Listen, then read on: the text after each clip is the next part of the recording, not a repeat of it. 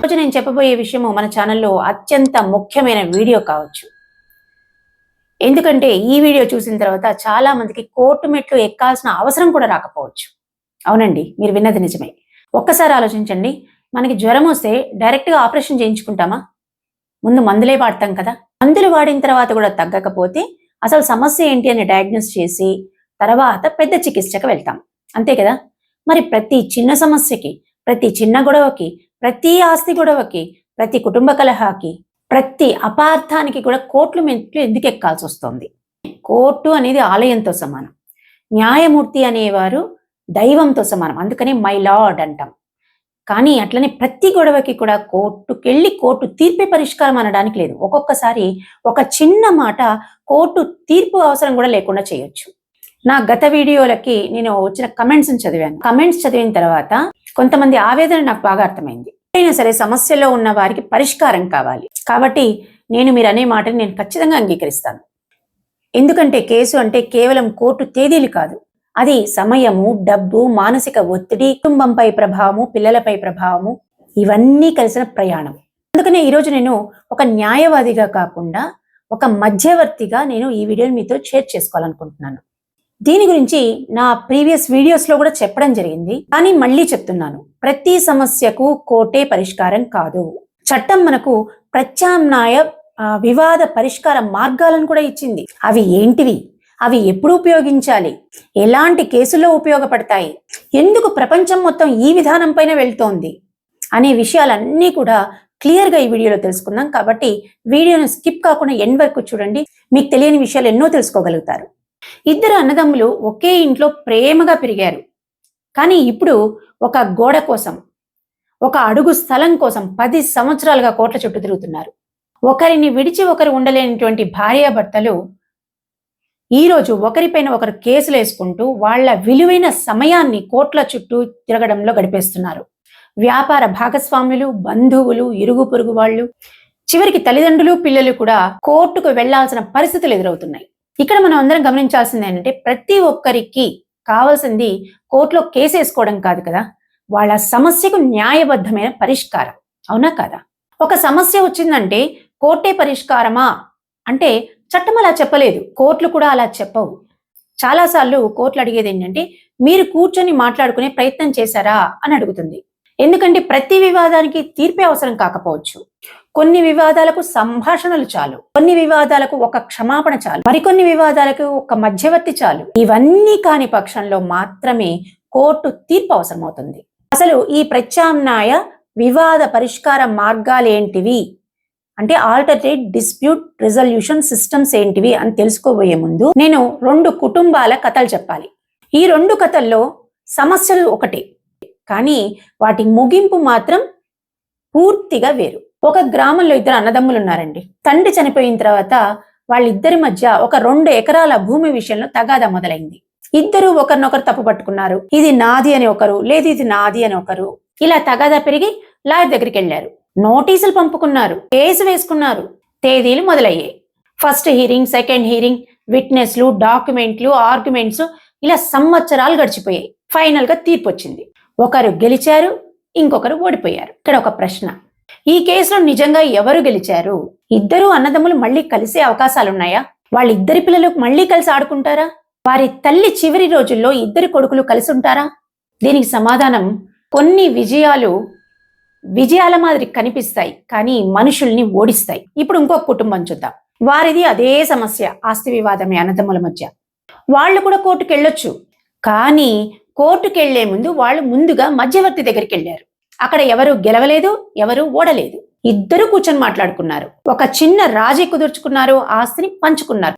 అన్నదమ్ముల మధ్య సంబంధాలు కూడా అలానే ఉన్నాయి. ఇప్పుడు చెప్పండి, ఈ 2 కుటుంబాల మధ్య నిజంగా విజయం సాధించిన కుటుంబం ఏది? అదే ఈ ఆల్టర్నేట్ డిస్ప్యూట్ రిజల్యూషన్ సిస్టమ్స్ యొక్క ముఖ్య ఉద్దేశం. దీన్ని ఏడిఆర్ అంటారు. ఏడిఆర్ అంటే కోర్టు నుంచి తప్పించుకోవడం కాదు, కోర్టుకు వెళ్లాల్సిన అవసరాన్ని తగ్గించుకోవడం. దీనినే ప్రత్యామ్నాయ వివాద పరిష్కార విధానాలు అంటారు తెలుగులో. అంటే చట్టబద్ధంగా తక్కువ ఖర్చుతో తక్కువ సమయంలో ఇరుపక్షాల్లో ఆమోదయోగ్యంగా సమస్యను పరిష్కరించుకోవడం. దీనిలో వేరు విధానాలు ఉంటాయి. ఈ ఆల్టర్నేట్ డిస్ప్యూట్ రిజల్యూషన్ సిస్టమ్స్ అనేవి వేరుగా ఉంటాయి అన్నమాట. అవేంటో ఒక్కొక్కటిగా చూద్దాం. నెంబర్ 1, నెగోసియేషన్ అంటే పరస్పర చర్చలు. దీనిలో లాయర్ అవసరం ఉండదు, జడ్జి అవసరం కూడా ఉండదు. మరి ఏం కావాలి అంటే మాట్లాడుకోవడానికి ఆ ఇరుపక్షాలు ఉండాలి. చిన్నప్పుడు మన ఇళ్లలో మన పెద్దవాళ్ళు చెప్పేవాళ్ళు, ఏదైనా పిల్లలు గొడవ పడుతూ ఉంటే ఒరే కూర్చొని మాట్లాడుకోండిరా ముందు అంటారు. అదే ఇది. మాటలతోటే ఆ సమస్య ముగిసిపోవచ్చు. కానీ అన్ఫార్చునేట్లీ ఈ రోజుల్లో మాట్లాడుకోవడం తగ్గిపోయింది, నోటీసులు పంపించుకోవడం ఎక్కువైపోయింది. నెంబర్ 2, మీడియేషన్ అంటే మధ్యవర్తిత్వము. మిమ్మల్ని నేను ఒక ప్రశ్న అడుగుతానండి. ఇరు పక్షాల వాళ్ళు కోపంగా ఉన్నారనుకోండి, చర్చలు జరుగుతాయా? వాళ్ళు ఆ కోపంలో మాట్లాడుకోగలుగుతారా? లేదు కదా. అక్కడే మూడో వ్యక్తి అవసరం ఏర్పడుతుంది. ఆ మూడో వ్యక్తిని మీడియేటర్ అంటారు. ఇక్కడ గమనించాల్సింది ఏంటంటే మీడియేటర్ తీర్పు ఇవ్వడు, ఎవరి పక్షము వహించడు, ఎవరిని బలవంత పెట్టడు. అతని పని ఒక్కటే, ఇద్దరు కూర్చొని ప్రశాంత వాతావరణంలో మాట్లాడుకోవాలి అనేది. ఆ వాతావరణాన్ని కల్పించడం. కొన్నిసార్లు 5 నిమిషాల సంభాషణ 5 సంవత్సరాలు కొట్లాడుకునే కేసును తప్పిస్తుంది.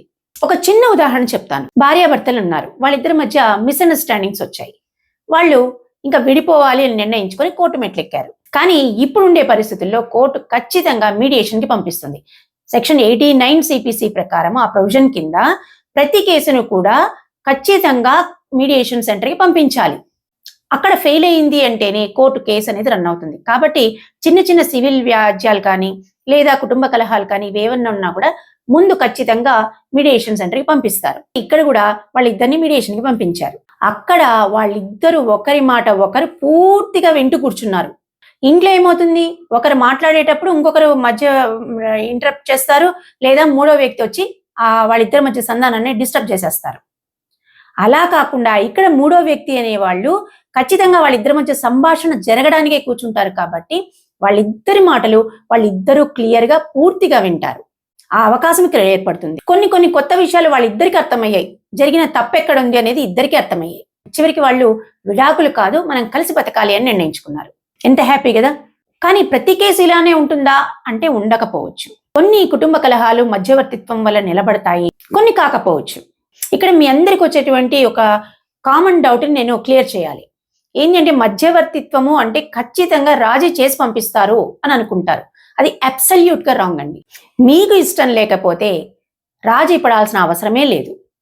ఇది వాలంటరీ ప్రాసెస్ కాబట్టి అది మీరే డెసిషన్ మేకర్స్ అవుతారు. కాబట్టి మీకు ఇష్టం ఉంటేనే రాజీ పడతారు, లేదు అంటే కనుక ఖచ్చితంగా ఫైట్ చేసుకునే అవకాశాలు మీకు ఉంటాయి. ఎందుకంటే మీ హక్కులను వదులుకోవాల్సిన అవసరం లేదు కదా.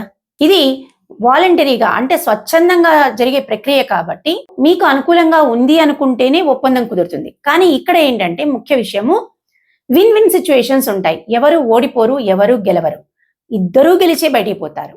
కాబట్టి అది ఇక్కడ ప్లస్ అన్నమాట. నెంబర్ 3, కన్సిలియేషన్ అంటే సయోధ్య. మధ్యవర్తిత్వం లాగానే ఇక్కడ కూడా ఇద్దరు పక్షాల మధ్య సయోధ్యను కుదిర్చేటువంటి ప్రయత్నమే జరుగుతుంది. వాళ్ళ వివాదాన్ని పరిష్కరించే ప్రయత్నమే జరుగుతుంది. కానీ మీడియేషన్ కి దీనికి ఉండేటువంటి ఒక చిన్న తేడా ఏంటంటే అవసరమైతే మీ ఇద్దరి మధ్య జరిగేటువంటి వివాదాన్ని పరిష్కరించడానికి సలహా ఇవ్వడం జరుగుతుంది. అంటే ఇలా చేస్తే బాగుంటుంది కదా అని వాళ్ళ ఒపీనియన్, వాళ్ళ సలహాని ఇస్తారు. కన్సిలియేటరు మీకు ఒక పరిష్కార మార్గాన్ని సూచిస్తారనమాట. కానీ ఇది కూడా బలవంతం కాదు, అది మీ ఇష్టం. మీరు ఎస్ అనుకుంటేనే ఆ ఒప్పందం అనేది జరుగుతుంది మీ ఇద్దరి మధ్య, లేదు అంటే లేదు. నెంబర్ 4, ఆర్బిట్రేషన్ మధ్యస్థ తీర్పు. ఇది ఏంటంటే 2 కంపెనీల మధ్య ఒప్పందం జరిగింది అనుకోండి. ఆ ఒప్పంద పత్రంలో ముందుగానే ఈ 2 కంపెనీలు ఏం రాసుకున్నాయి, ఏదైనా వివాదం తలెత్తితే గనక మనం ఆర్బిట్రేటర్ ని అప్రోచ్ అవ్వాలి అనేది రాసుకున్నారు. ఆ క్లాజ్ పెట్టుకున్నారు. కోర్టుకు వెళ్లకుండా ఆర్బిట్రేటర్ ని అప్రోచ్ అవ్వచ్చు. వాళ్ళు అప్పుడు ఇరుపక్షాలు కూడా ఆర్బిట్రేటర్ నిర్ణయాన్ని ఒప్పుకోవాలి అనే కండిషను ఆ ఒప్పందంలో రాసుకున్నారు. కొంతకాలానికి నిజంగానే వివాదం వచ్చిందనుకోండి, అప్పుడు వాళ్ళు కోర్టుకు వెళ్లరు. అక్కడ ఆ క్లాజ్ ఉంది కదా, దాన్ని బేస్ చేసుకొని ఒక ఆర్బిట్రేటర్ ని అపాయింట్ చేసుకుంటారు. అతని ముందు వాళ్ళిద్దరి వాదనలని అతని ముందు పెడతారు.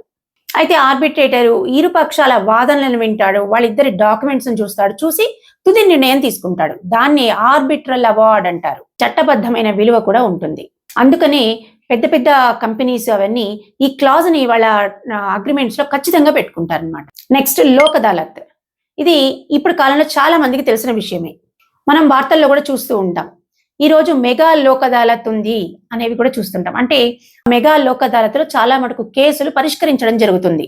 ఇక్కడ కూడా సేమ్, ఇరుపక్షాలు అంగీకరించినప్పుడు మాత్రమే వాళ్ళిద్దరి మధ్య సమస్యకి ఫుల్ స్టాప్ పడుతుంది. ఇక్కడ కూడా బలవంత పెట్టారు. ఇక్కడ జనరల్ గా లోక్ అదాలత్లో జరిగేది ఏంటంటే బ్యాంక్ రుణాలు, మోటార్ యాక్సిడెంటల్ కేసెస్, మనీ రికవరీకి సంబంధించినవి, ఇలాంటివన్నీ కూడా లోక్ అదాలత్లో పరిష్కారం చేయడం జరుగుతుంది. Next, pre litigation mediation. ఇది చాలా మందికి తెలియని విషయం.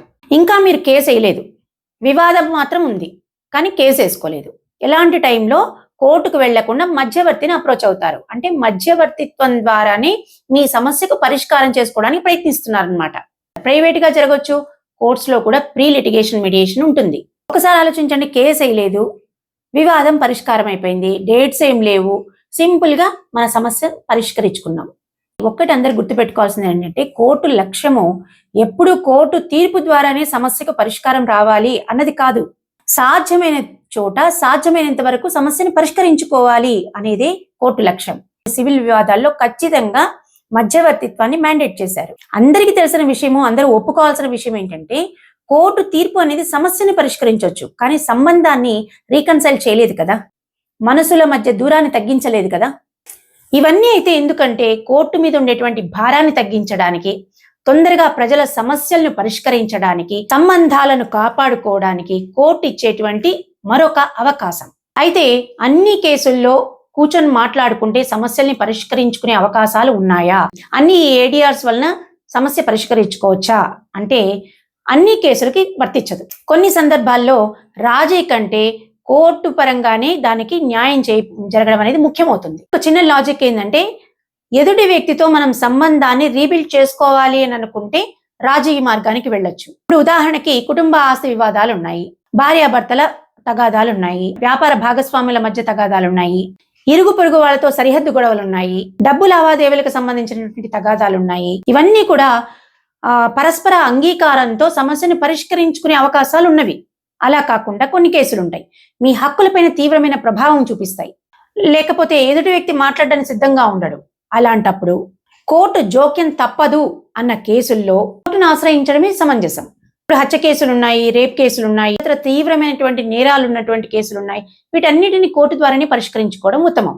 చాలా మంది అనుకునేది లాయర్ల వల్లనే కేసులు పెరుగుతున్నాయి, కోర్టులకు వెళ్ళవాకండి అనుకుంటారు. ఒక్క విషయం చెప్పండి, డాక్టర్ని కలవకుండా వ్యాధి నయం చేసుకోగలమా? ప్రతి వ్యాధికి ఆపరేషనే అవసరం లేకపోవచ్చు, కానీ వ్యాధి తగ్గాలి అంటే హాస్పిటల్, డాక్టర్ ఉండాలి కదా. అలాగనే ప్రతి వివాదానికి కూడా కోర్టు తీర్పే అవసరం కాకపోవచ్చు, కానీ జటిలమైన వివాదాల్లో కోర్టు తీర్పు తప్పదు కదా. అలాంటి వివాదాల్లో కోర్టు తప్ప మరో మార్గం ఉండదు. కాబట్టి సరైన సమయంలో సరైన నిర్ణయం అనేది మాత్రమే ముఖ్యం. ఈ వీడియో ద్వారా నేను చెప్పాలనుకుంటున్నది ఒకటే, నేను ఎవరిని విమర్శించటం లేదు, సమర్థించటం లేదు. నేను చెప్పేది ఒకటే, చట్టంలో ఒకటే డోర్ లేదు కదా. అందులో మీ సమస్య ఏదో, దానికి పరిష్కారం ఎక్కడుందో ఆలోచించుకొని నిర్ణయం తీసుకోవడం అనేదే ముఖ్యం. ప్రతి ఒక్కరు ఆలోచించుకోవాల్సింది ఏంటంటే, మన లక్ష్యము కోర్టు తీర్పుతో మన ఈగోను సాటిస్ఫై చేసుకోవడమా, లేకపోతే సమస్యను పరిష్కరించుకోవడమా? ఈ ఒక్క ప్రశ్నకు సరైన సమాధానం తెలిస్తే ప్రతి నిర్ణయము సరైన దారిలో వెళ్తుంది. నిజమైన విజయము కేసు గెలవడంలో మాత్రమే కాదండి, మనశ్శాంతిని, సంబంధాలను, సమయాన్ని, జీవితాన్ని కాపాడుకోవడంలో కూడా ఉంటుంది. కాబట్టి కేసు వాస్తవాల్ని బట్టి ఏ నిర్ణయం తీసుకోవాలి అనేది మీ చేతుల్లో ఉంటుంది. సో ఇదండి వీడియో. ఈ వీడియో పైన మీ అభిప్రాయాన్ని కింద కమెంట్ రూపంలో చెప్పండి. వీడియో కనుక ఇన్ఫర్మేటివ్ గా అనిపిస్తే లైక్ చేయండి, షేర్ చేయండి. మన ఛానల్ని ఫస్ట్ టైం చూస్తున్నట్లయితే సబ్స్క్రైబ్ చేసుకోవడం మాత్రం మర్చిపోవద్దు. ఛానల్లో వచ్చేటువంటి ప్రతి వీడియో మీ దాకా రీచ్ అవ్వాలంటే పక్కన బెల్ ఐకాన్ ప్రెస్ చేసి పెట్టుకోండి. ఛానల్లో వచ్చేటువంటి ప్రతి వీడియో మీరు ఈజీగా చూడగలుగుతారు.